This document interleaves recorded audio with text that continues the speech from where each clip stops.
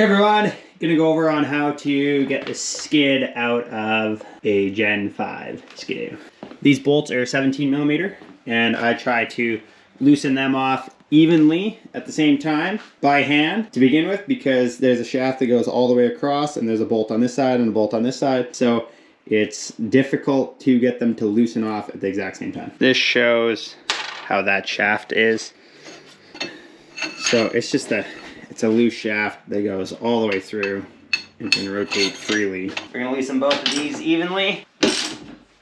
I felt that on the left side, it loosened way quicker than the right side, so I'm just gonna snug that side up again, switch it, and I wanna feel them loosen at essentially the same time. So it might take a couple of tries. That seems to happen.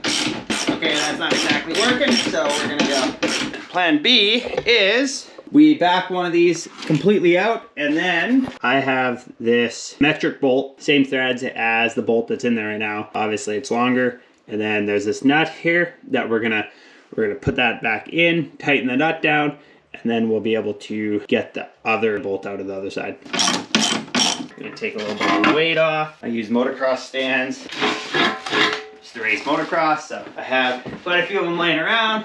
Just take a little bit of the weight off so then the skid isn't going to drop down as far. You can see that this bolt is pushing forward a little bit, so what I'm going to do is I'm going to loosen the track right off as well. Rear axle bolt is a 15 and a 15. It doesn't have to be super loose, just loose enough so that the track can be backed off. Ice Age, it uses the stock adjuster. Back that right off. It's a 10 millimeter. Very loose now. And then that should put less pressure on this bolt that's coming out as well. Now we're gonna hand thread into here. This is 17 millimeter as well. Tighten the nut up against the tunnel.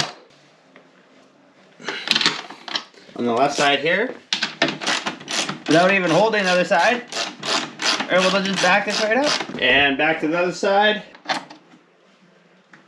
Loosen that.